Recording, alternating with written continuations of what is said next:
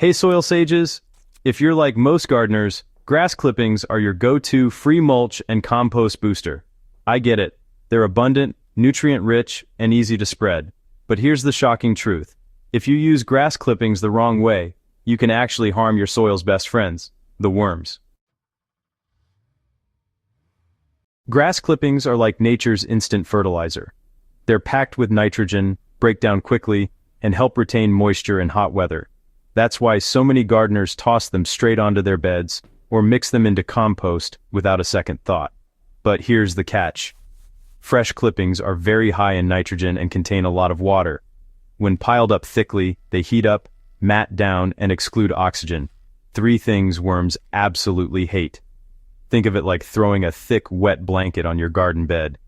What seems like a nutrient boost can quickly become a worm suffocation zone if not handled correctly. Let's get into what actually happens under that layer of fresh clippings. First, overheating. As grass breaks down, microbial activity skyrockets, and temperatures can soar. In a compost pile, this is great. Heat helps decomposition. But in garden beds, a thick mat of clippings can create a mini compost pile right on the surface, sometimes reaching temperatures above 60 degrees Celsius or 140 degrees Fahrenheit. Worms are sensitive to heat. They retreat deeper or die if they can't escape. Second, anaerobic conditions. Worms breathe through their skin, and they need oxygen-rich, moist soil to survive. A dense, wet layer of grass clippings quickly turns slimy and anaerobic, meaning no air gets through. This suffocates the soil surface, making it toxic for worms and beneficial microbes. Third, toxic gases and acids. As grass decomposes without oxygen, it starts producing ammonia and organic acids. You'll know this smell. It's that sharp, foul, rotting lawn odor. These gases are harmful to worms and can drive them away or kill them if they linger too long. In short, too much fresh grass equals a worm eviction notice. Before we go further, it's worth remembering why worms matter so much. Worms are the engineers of healthy soil. They break down organic matter, aerate the soil, and leave behind nutrient-rich castings that improve fertility naturally. A thriving worm population is a clear sign of a living, balanced ecosystem. When we unintentionally harm worms through bad mulching habits, we disrupt this natural workforce. That's why using grass clippings thoughtfully is key to long-term soil health.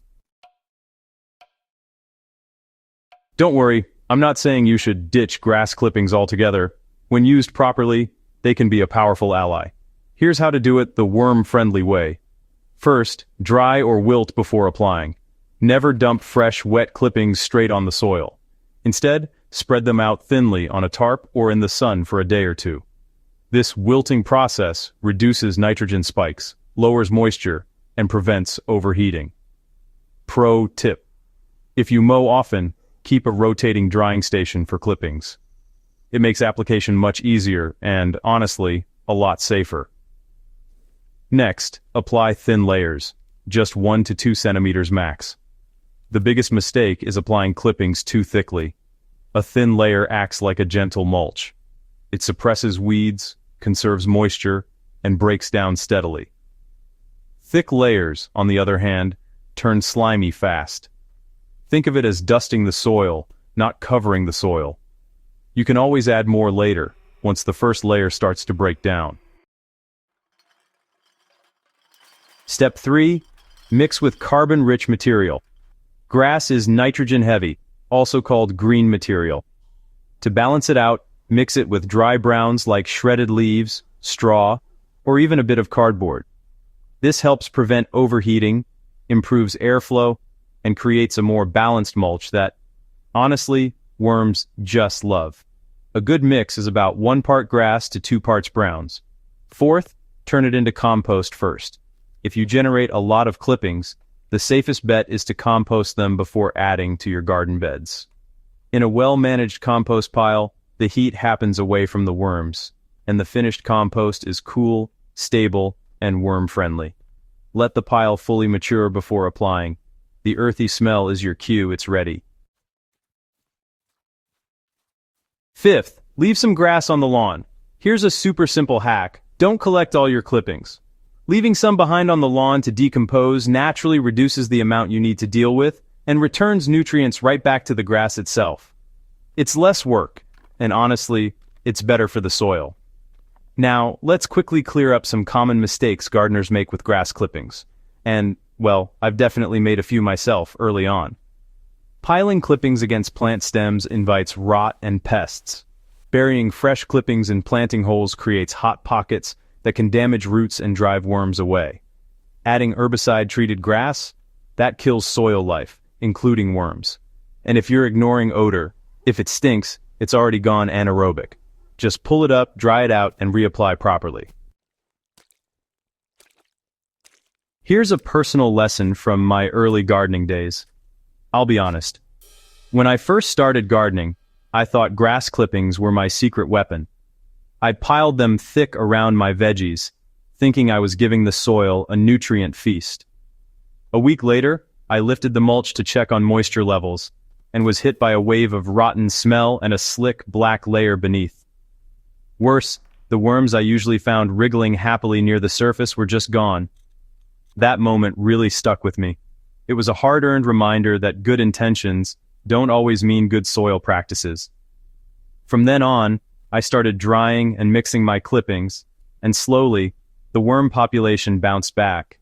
If you've made this mistake too, don't worry. Soil recovers fast when we work with nature, not against it. So, final thoughts. Work with worms, not against them. Grass clippings really are a fantastic resource, when used thoughtfully.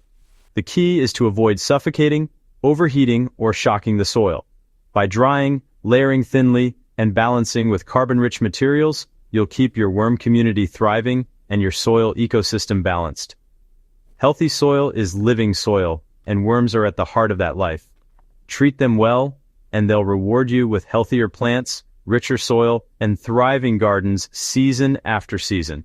And hey, join the Soil Sage community.